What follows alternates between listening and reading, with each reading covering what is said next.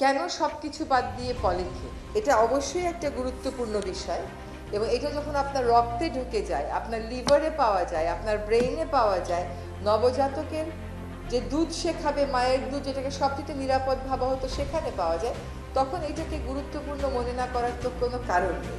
আমি প্রথমে ধন্যবাদ জানাই যে আমাদের এই নিষেধাজ্ঞাটা বাস্তবায়নে বাংলাদেশের সুপার মার্কেটগুলো একটা অনেক বড় ভূমিকা রেখেছে।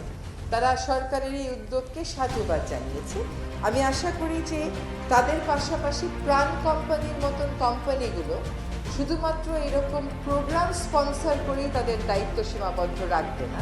তাদের যে প্লাস্টিকের মোড়ক আছে, তাদের যে পানির বোতল আছে, ছোট ছোট সসের প্যাকেট আছে, সেখান থেকেও তারা সরে আসবে। একটা ভালো খবর হচ্ছে যে আমাদের যারা প্লাস্টিক প্রডিউসার্স আছে তারা এই 3টা পণ্য নিষিদ্ধ করার ব্যাপারে আমাদের সাথে একমত হয়েছে।